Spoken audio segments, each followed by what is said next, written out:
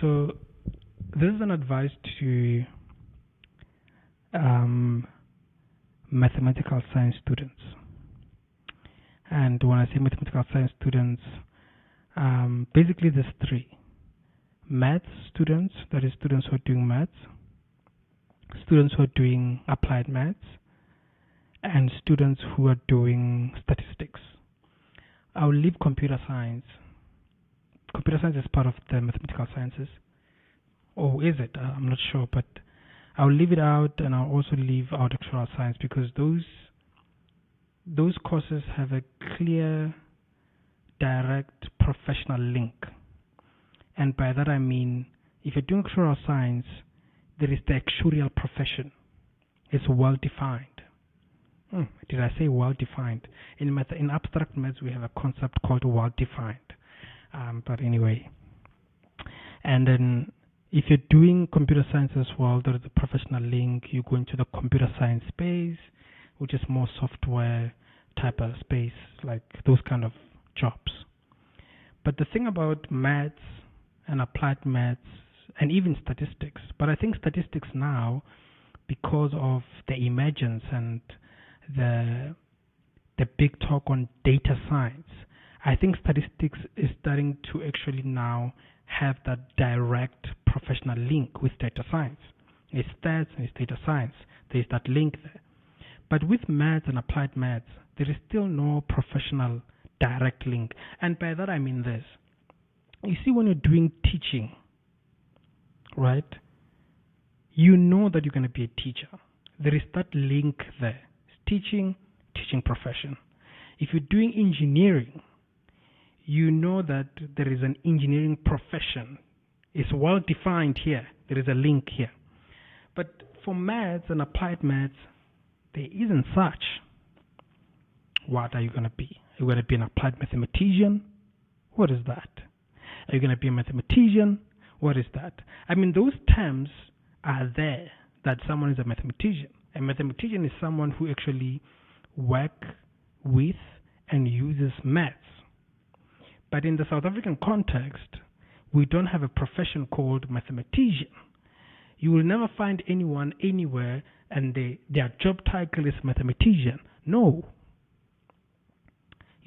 But you do have maths people who work with maths every day in their jobs.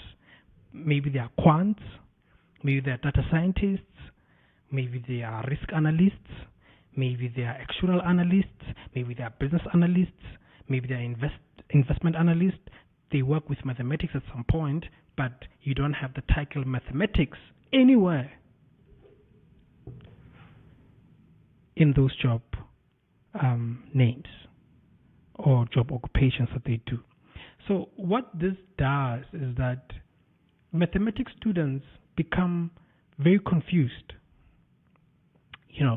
and it happened to me at some point as well. I was just very confused. I was just like, am I doing the right thing? Will I get a job?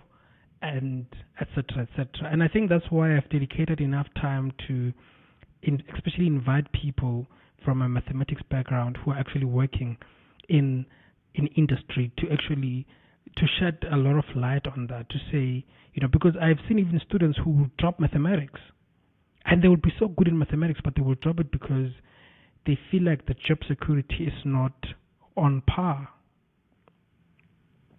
and then I've done a lot of those videos. I'll put the links at the top I think I've done a lot of videos about that.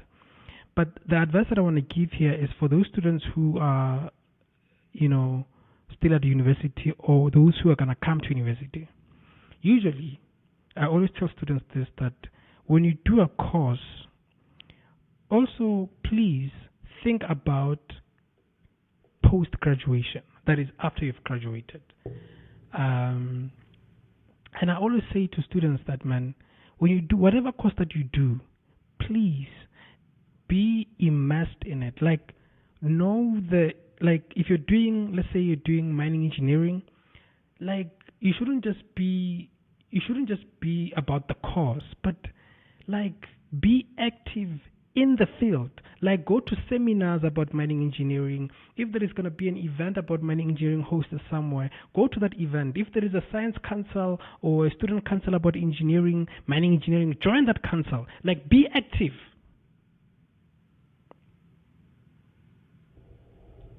Because what that does is that it actually it broadens your understanding of the cause. It broadens your understanding of the profession. So when you actually get into it, you even know how to move. You need to make networks, etc., etc. So the same with mathematical sciences. I feel like as it stands right now, if you do mathematical sciences, it's either you can end up in academia or you can end up in industry. Perhaps there are other possible spaces which I might not be privy to at the moment, right? But those are the two that you might choose from. Academia is you become a lecturer, you become a researcher, you work at a university, and also you can also be in the research space. There are companies like CSIR, which they do research and stuff like that. And also there are some companies which are actually, they have their own research units, because now research is also something very key, because there's many developments, there are new developments.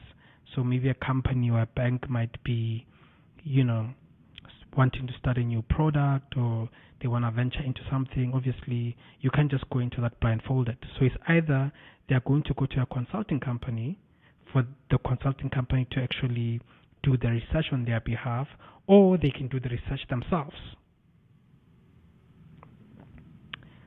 So then there is that element as well. If you want to go through that route, obviously is doing your PhD, you're doing your honors, you're doing your master's, you're doing your PhD, right? That's when you want to go into this academic/research route, right? But let's say that it's not what works for you. It's not what you want. You want to go into corporate, you want to go into, let's say, banking.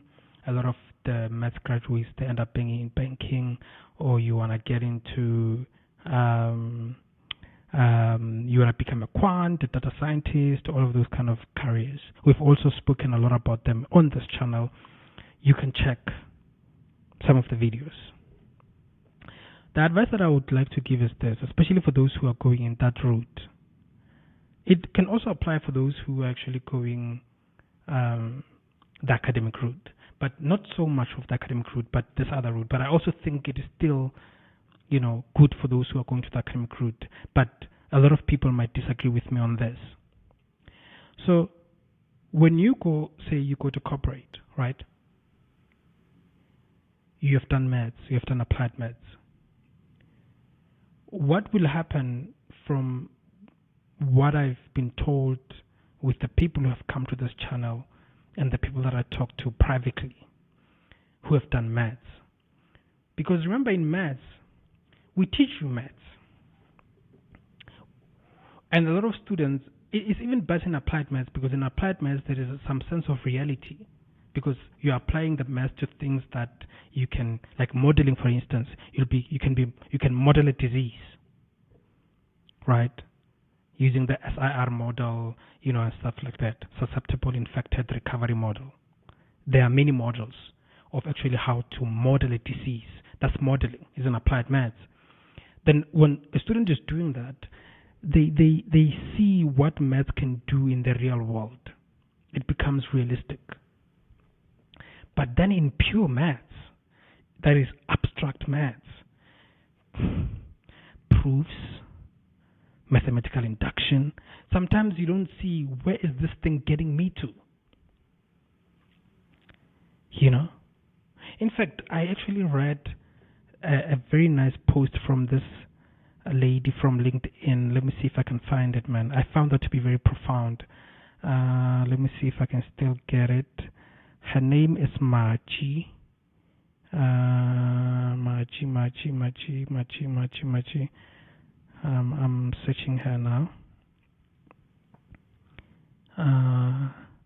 Oops. What is that?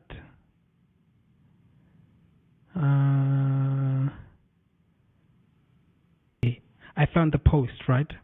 So this is a post from, okay, I can't mention their name because obviously, but I follow them on LinkedIn and I found this to be very profound. They said this on the post. This person, she's a data scientist by profession. So she posted this on LinkedIn. She said, as a recent, okay, I quote, open quote.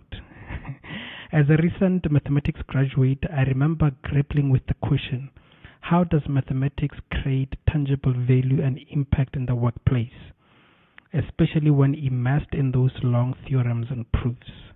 Now, standing on the other side, I see it clearly. Mathematics is a way of thinking. It's more than numbers, equations, theorems, and proofs. It's a mindset that drives impactful conversations, fuels innovation, and solves real-world challenges. To current mathematics majors, I hope this insight makes your unique journeys more intentional and inspiring. The workplace needs your unique way of thinking. Keep questioning, exploring, and pushing boundaries. Your skills go far beyond equations. Let's champion this mindset together. So I saw their post on LinkedIn. I even actually sent them an invitation to say, yo, I feel like you can contribute a lot to my channel. Let's come and talk about this. So I'm still waiting for their response. So yeah, I'm just quoting this because a lot of math students, they feel confused. They feel like, is this good? Will I get a job and stuff like that? And there is testament. I'm not saying that it's going to be easier, because also I don't want someone to come and blame me and be like, you are the one who made me do maths. Look at now, I don't have a job. I mean, we have unemployment issues in South Africa, and that, I think, sometimes they even affect many other degrees and stuff like that. I think the point that I want to drive across is that,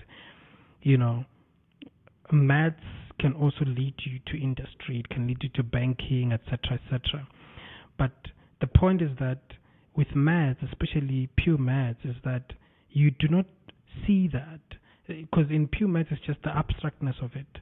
So what I've been told by the people who actually go to become quants and everything like that, because they get into this banking spaces, they don't know the bank language, they don't know the bank jargon, they don't know the industry, because every industry has that kind of jargon, and most of these roles, they have some business element to them. Like being a quant in a bank, it has some sort of a business element to it. There's a certain element of banking that you need to understand. If you are a data scientist, maybe for a bank, you also need to understand to an extent how banking or maybe how credit works, right? So a lot of the students who are doing maths, then they get worried about those things. But from what I've heard from the guys in corporate who have done maths is that you can learn that stuff. They actually teach you that stuff, actually. That's why they put you in a graduate program to actually, upskill you on that, But I think, which comes to the advice, is that I think if you are a mathematical science student or a mathematics student, and you already know that maybe you want to embark into the corporate, you want to get into corporate, you want to become a quant maybe, or any role in corporate or in banking, I think it might be advisable for you to take either an economics course or either some business course on the side, because I think that maybe will keep you up to speed to you already have that element within you, so that when you get into that spaces, it's already seamless. Because the thing about doing maths alone is that you don't get a lot of insights from, okay, maybe for me, what I love is I love understanding maths, but equally so, I love seeing maths working and solving problems in the real world. Because then for me, it's like, what's the point of knowing all this maths if the only thing I can do is just to prove? I want to make this maths to come to good use. I want to solve problems in the real world and stuff like that. So I think then when you take maths, it might be better to take it with a combination of something. If you're doing maths and economics, maths or, statistics, maths, but maths with something. I think that gives you some sort of leverage, especially if you're looking to going into industry. The other thing that I want to advise people who are doing maths and applied maths with is, if you can, guys, take some coding lessons, whether it's a course that has to do with coding, but have something that has some coding in it, because ultimately you have to use coding at some point. I mean, coding is one skill that I think is very fundamental in nowadays time. So yeah, man, I think if you can take some coding, or learn Python or learn R, but learn one coding language, I think that can set you apart from the other graduates. And this also well applies to even the people who maybe want to get into academia, because I don't know, I just feel like for me is to expand your horizon, because I feel like maths can do more wonders. But if you just know maths for maths, then it just ends there. You just know maths for maths. It's this thing that I love telling, especially my computer science students. There was last year I was lecturing this computer science group, and I was telling them that you guys, know how to code, but if you're not multifaceted, if you can know how to code, right? But for you to actually develop something like Facebook, you also need to understand social sciences, how people interact. You get what I'm saying? And that's the thing about people like Mark Zuckerberg and the education system in the States is like that. Is that you find someone, I think also Prof. Chilizi Marwala, the former Vice Chancellor of UJ, also used to say this, because I think he went to Oxford. He did drama. You get what I'm saying? But he was an engineering student. But he was like, that side in Oxford and some of the top universities, like, you would find yourself doing something that it sort of looks unrelated to what you're doing. But I understand what they're trying to do. They're trying to, because everything is connected, guys. Everything is so connected to each other that in face value you don't see it. Everything is so connected. So, when you're giving a presentation, for instance, you are acting is drama. People who know how to act, people who know how to position their body language very well, people who know how to use their facial expressions and everything, those are the guys who become good at presenting. Whether that happens, unconsciously or consciously, that is acting. So, if you want to be big and do this great innovations and discoveries and stuff like that, I feel like you shouldn't be unilateral. You shouldn't be like, no, me, I'm a maths person. I only do maths. I love maths, and you just do maths. You will just be a maths person. You'll just be. Which is still good. It's actually very good. You'll be a mathematician. Probably you'll be a professor of maths. Maybe let's say a professor of group theory. That's you are actually so much in love with group theory, and you are discovering new things in group theory and stuff like that's good. But equally so, I feel like if you want to extend that to other things that might directly be things that gonna impact people and stuff and solve problems, I feel like you need to be very multifaceted. You need to know a little bit of business, know a little bit of psychology, know a little bit of, and that's how a lot of courses are designed, especially where I work. The engineering students, they were telling me that they're doing international relations. And I was like, why are you guys doing international relations and you guys are doing engineering? But I understood now. I'm like, oh, okay. Some they're doing history, some they're doing philosophy, but they're doing engineering. Because you need to understand the world and understand people and understand systems and understand so that you can now put your skills into use. Hey, said a lot. I'll stop it here.